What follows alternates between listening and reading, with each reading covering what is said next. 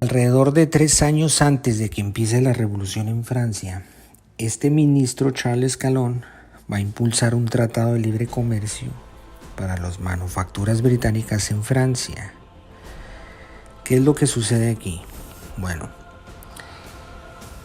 entran todas las compañías británicas que se supone, ¿verdad?, son enemigas de Francia, ¿verdad? Y este Calón les permite entrar. Las grandes empresas van a entrar a Francia a comercializar, ¿sí? Obviamente los talleres manufactureros de Francia no pueden competir con esas mega empresas. ¿Por qué? Porque esas empresas ya traían un proceso de industrialización. Recuerden que en Inglaterra se detona la revolución industrial, ¿sí? Y además traían subsidio de la corona británica, ¿verdad? Porque ese gobierno estaba sano, económicamente hablando. En Francia no se podía hacer eso porque pues había una crisis. Entonces estos talleres obviamente no podían competir con esas corporaciones. Entonces, a cambio de este tratado de libre comercio, lo único que le dieron a Francia fue que pudiera, de que obtuviera pequeñas concesiones para vender sus vinos franceses allá en el Reino Unido, ¿sí? Entonces esto fue desastroso para el gobierno francés y lo permitió Calón. ¿Se dan cuenta? Este es el primer golpe histórico del recién nacido capitalismo creado en Gran Bretaña por todos estos pensadores, John Locke, Adam Smith. Esto es un presagio de lo que se venía. Ellos ya sabían perfectamente lo que representaba esto. Esto era un arma para expandir el imperio, un arma de penetración económica, financiera. Así que en el siglo XX va a cobrar mucho auge, ¿verdad? Y sigue todavía, ¿sí? Bueno, todo esto estaba planeado. Entonces sigue teniendo los mismos efectos en la actualidad. Así es como se expande el imperio de Estados Unidos, de Inglaterra, ¿sí? Entonces, no solo eso, además este Calón, ¿sí?, quitó los impuestos aduaneros dentro de Francia para permitir que estas empresas pudieran comercializar fácilmente sus productos dentro de Francia, ¿sí?, con el pretexto de que pues activar la economía, no les vamos a cobrar impuestos, etcétera. Bueno, entonces le dio todo en charola de plata y se comieron a Francia prácticamente. Ahora analicemos al ministro Necquet. Necquet, banquero suizo y por cierto también protestante, un dato que no debe pasar desapercibido porque la iglesia protestante es la que viene de Inglaterra. Esa iglesia que es enemiga de la iglesia católica romana, que en ese momento es la que respalda al gobierno francés. ¿Sí? Cuando detona la revolución, la iglesia católica va a ser atacada junto con el gobierno. Entonces tienes a un sujeto que no es francés, es suizo, banquero y además protestante, en uno de los puestos claves dentro del gobierno, que es el ministro de Finanzas. Pues lógicamente esto generó una gran polémica desde el principio. Lo que pasa es que Necquet no llegó a ese puesto solo, ¿sí? Había gente de la élite de ahí que lo respaldaba, tenía fuertes conexiones, y tan es así, ¿verdad?, que el rey veía eso, ¿sí?, que cuando despide a Necquet es cuando se va a detonar la Revolución Francesa, ¿sí? Entonces sabía perfectamente el poder que este sujeto tenía. Entonces, además él era el director de la Compañía Francesa de las Indias Orientales, que es la megacorporación del Estado que competía con la británica y con la holandesa para repartirse el pastel, ¿sí?, del continente americano. ¿Sí? Este señor en realidad tuvo 2 mandatos, ¿sí? El primer mandato fue antes de Calón y antes de Turgot. En aquel entonces, cuando ocupa el puesto, ¿verdad?, para solventar la crisis, lo primero que hace, ¿qué es?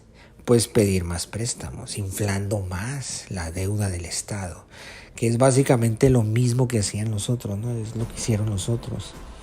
Entonces él argumentaba que se iba a amortizar durante generaciones, que algún tipo de reforma fiscal, etcétera, etcétera.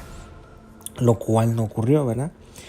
Bueno, en aquel entonces lo hicieron dimitir, ¿sí? El motivo de su dimisión, en realidad son dos razones, ¿verdad?, por las que lo hicieron renunciar. Esas dos razones son las mismas dos razones incluso por las que renuncian también los otros dos, los hacen renunciar, ¿sí? Es decir, como que ya traían una agenda. Cuando estos tres sujetos tratan de implementar estos dos motivos, es cuando los hacen renunciar. Motivo número 1, fuertes impuestos a la nobleza, que parecería una política muy progresista y todo, y con el pretexto de solventar la crisis, pero era para golpear a ese sector de la nobleza que estaba respaldando al rey, ¿sí? Ese es el motivo número 1. El segundo motivo, y el más importante, que es clave, es que este Necker intentó instaurar asambleas regionales. En cada poblado había representantes del gobierno que por lo general eran oligarcas regionales, les decían parlamentos.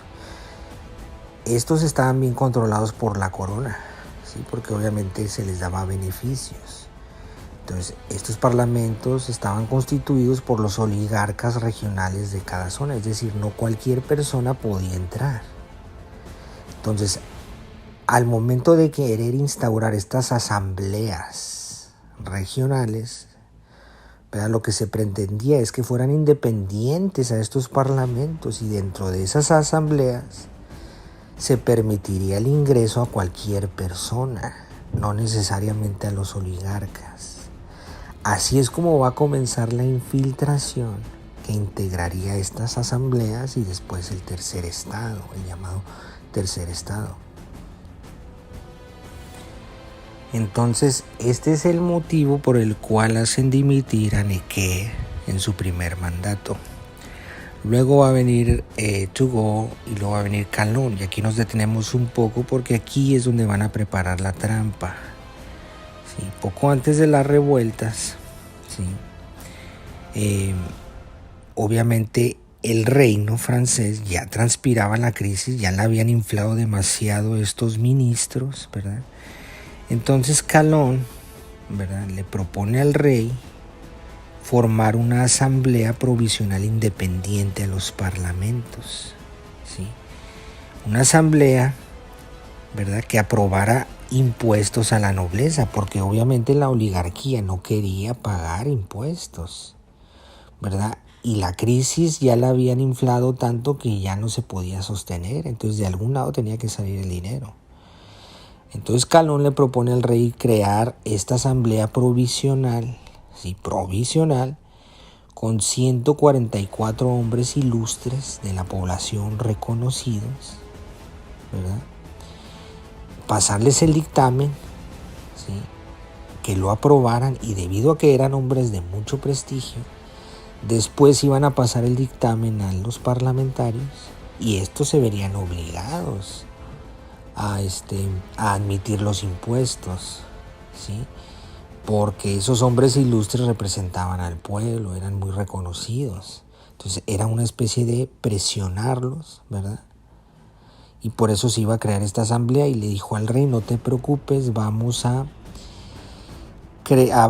colocar gente leal, ¿verdad? Incluso el rey se supone que los iba a escoger, ¿verdad?, para que no hubiera ningún problema, serían leales al rey.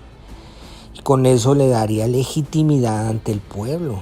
Y así los parlamentarios se quisieran negar, la legitimidad ante el pueblo ya la iba a tener gracias a estos hombres, ¿sí? Entonces, ¿qué ocurre? Cuando Calonne presenta la propuesta, ¿sí?, para aumentar los impuestos y todo esto, bueno, la propuesta nuevamente incluye crear las asambleas regionales como lo habían hecho los ministros predecesores, como lo había hecho Necker, Turgot, etc. Entonces, este parlamento provisional rechaza obviamente la propuesta, y esto le cuesta el puesto a Calonne, ¿sí? Argumentaron que una medida de tal magnitud modificaría la columna vertebral del sistema, y así era cierto eso. Entonces, lo extraño, y aquí es donde va a ocurrir lo interesante, Ellos rechazan la propuesta de Calón porque saben que va a acotar, ¿verdad?, su poder. O sea, el crear asambleas regionales, o ya los impuestos ya quedaron en segundo término. O sea, el hecho de crear asambleas regionales, ellos saben perfectamente que va a acotar el poder de los parlamentarios. Sí, pero increíblemente, ¿sí?, ante tal medida, mandan convocar a lo que llaman estados generales. Sí, que es un organismo también parlamentario que se va a convocar, el cual no había sido requerido desde el año 1614. El rey obviamente olfatea el peligro y se niega a convocar estados generales. Es decir, estos hombres ilustres de esta asamblea provisional, ¿sí?, se negaron a crear las asambleas regionales que propuso Calón, pero a la vez estaban convocando a estados generales. Bueno, esa es la trampa, porque convocar a estados generales es igual o peor que crear las asambleas, lo cual nos indica que dentro de esta asamblea especial ya había infiltrados.